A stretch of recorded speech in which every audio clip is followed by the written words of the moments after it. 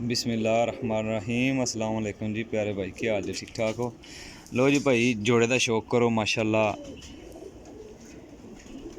बहुत नायाब ते हीरे कबूतर माशाल्लाह, हीरे गोल्डन दो जोड़ियां का शौक करान लगा वा। कीमत भी इन्हां दी बड़ी मुनासिब जी होएगी भाईजान,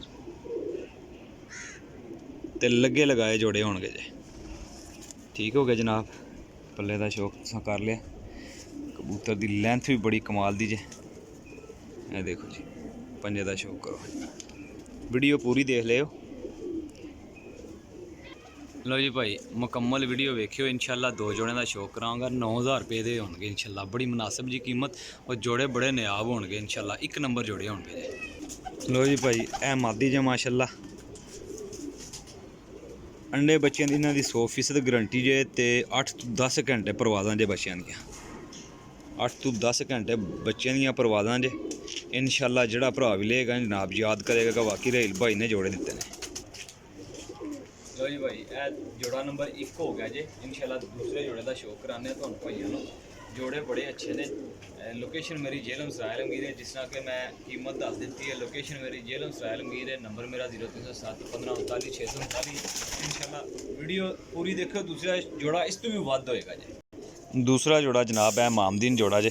ये है देखियो, लगे जोड़े इंशाल्लाह, ता बंद ते लगे गारंटी वाले जोड़े माशाल्लाह। ये देखो जी,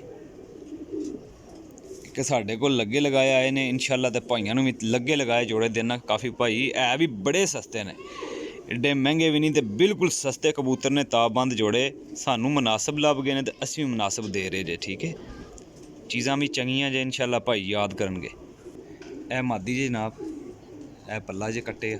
ठीक हो गया, ए टेल जे माशाल्लाह। ए देखो जी मादी, ए मामदीन जोड़ा जे। वापसियां बेशुमार ने इन्हां जोड़ियां च, परवाज़ां भी बहुत आला ने। ठीक है, और बड़े अच्छे कबूतर और बड़े कीमती कबूतर, ते सिर्फ 9000 रुपये च। यकीन करो कि बहुत कीमती जोड़े ने, बड़े महंगे जोड़े ने, लेकिन सानू मुनासिब लगे। उन्हां बड़े महंगे खरीदे सी जे। लो हाँ जनाब, चार पीस और दो जोड़े, बड़े कीमती जोड़े। इंशाल्लाह जिहड़ा भाई भी लेगा जी याद करेगा जे। कीमत दस दी है, नंबर दस छड़िया। जिस किसी भाई की समझ भी आ जाएंगे, और फिर भाई रब्ता करेगा। प्लीज़ मेहरबानी करके, क्योंकि चीज़ां इंज दियां ताबंद जोड़े नहीं देंगे लोग।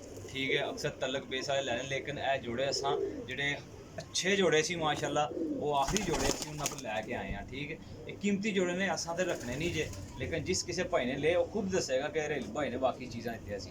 अपने भाई ने दिओ इजाज़त, अल्लाह हाफिज़।